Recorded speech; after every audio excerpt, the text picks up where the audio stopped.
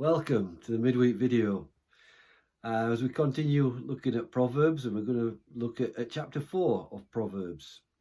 The question that comes up from these few verses is simply this: what legacy will you leave behind? What legacy will you leave behind?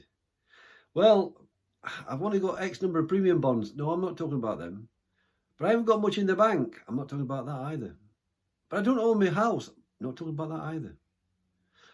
I'm talking about the legacy which makes a difference, which enriches people's lives more than anything financial could possibly do.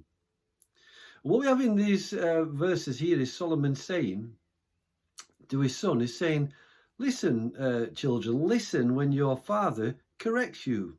Then he goes on to say, listen to your father as he tries to guide you. And then he gets some beautiful words in the next verse where Solomon says, you know, I was once a son of my father.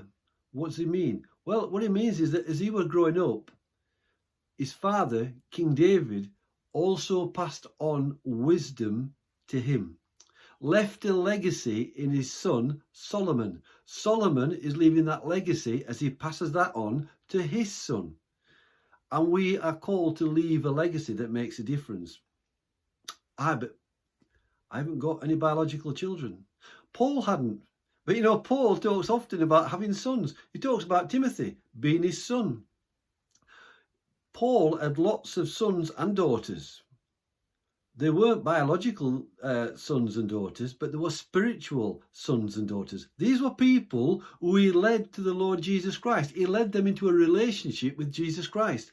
Then they would continue that work. It's a case of him handing the baton on, if you like, and they continued the work of making the good news of the Lord Jesus Christ known to other people. So not having biological children is not an obstacle. It's not a barrier to leaving a good legacy. But I'm old. No, I don't mean me. I mean, well, I probably am. But you might be listening, and the barrier that you might feel is age, and you say, "But I'm too old." You know, there's a man called Caleb in the Bible who was 85 years old, and he went to Joshua and he said, "You know, give me the hill country. They're taking possession. God's people are moving into the land of promise, and he says, give me the hill country. Let me take control of that." And Caleb, at 85-year-old, took the high ground, and he occupied that. He left a legacy for those coming up behind him. Not having biological children is not a barrier. Age is not a barrier.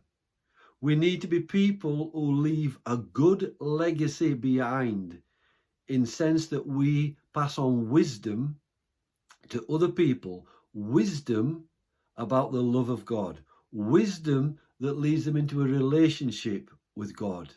We need to leave a great legacy. And I pray that we would take seriously this whole idea of leaving a good, godly legacy for those who are coming behind us. Have a great day. God bless.